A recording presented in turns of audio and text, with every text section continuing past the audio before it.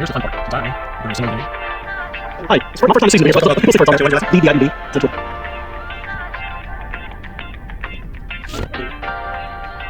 central. Yeah.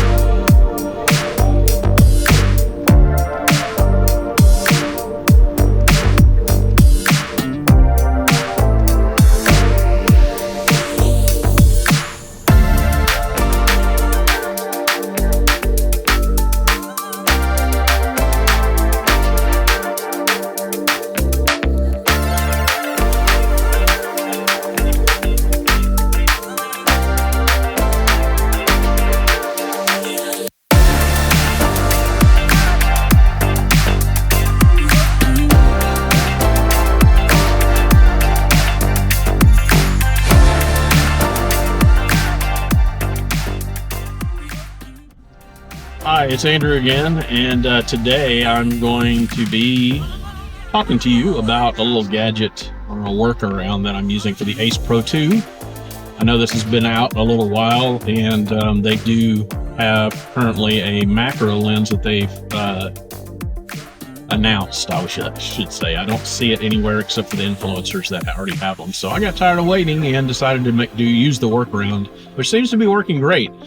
The only thing that was a little difficult was getting a 52 millimeter screw-on adapter that actually fit over the new style glass that's on the front, or the UV cover or whatever that comes with it. That's not completely square anymore. It's more of a octagonal. And so what I ended up doing is buying a UV replacement that's the normal square, and put it on there, and then put an adapter on there. And this is a +4 diopter that I have screwed into it. And I was testing it around the house earlier, and it definitely improves the focus distance, or where you're able to get focus much clearer up close. So I'm not sure. This is a little bit further than I normally would hold the camera, so I wasn't really testing it from this distance, but I have to think that this is actually going to work pretty well, because I am 3 feet away, 2.5 feet away. All right, so here's the macro lens, the +4 diopter, I should say, not a macro lens per se, but this is what it looks like. And I think I've got it in linear 1x, and I'm holding it probably typical length that somebody would hold it, which is like, oh, I don't know, 18 inches from my face, 20 inches maybe. But I wanted to see how it looked here, and now I'm going to stretch it out. So here's as far as I can hold it out, which I guess is probably about close to 3 feet. But I think I'm going to have to use a less strength, probably like a 2 millimeter or 2+2 diopter in the car, because it's a little further back, and I think the focal point is a little closer like this. So anyway, here's what it actually looks like at a typical vlogging distance versus what you saw in my car. Hope this helps.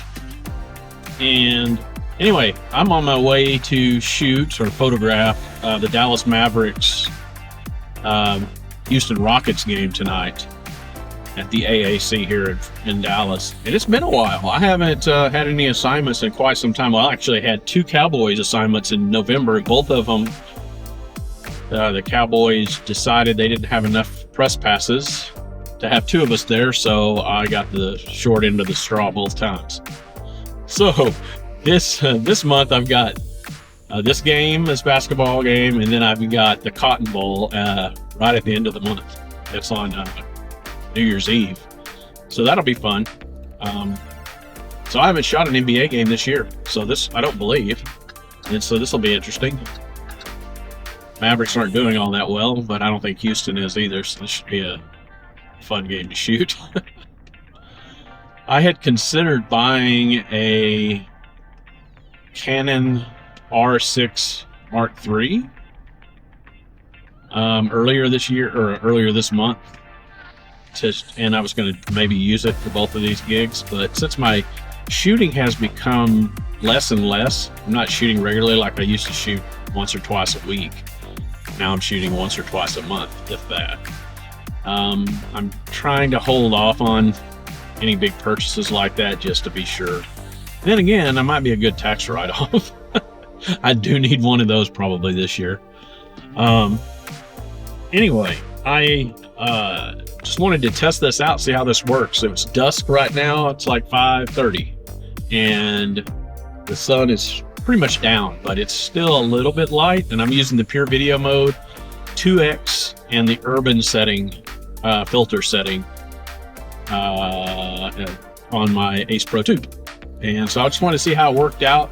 I am hoping my voice comes out okay. I'll probably use DaVinci Resolve's noise canceling, that voice isolation. That tool works really well, and I like how you can modify the strength so you can still get some of the background, so it doesn't just sound completely sterile.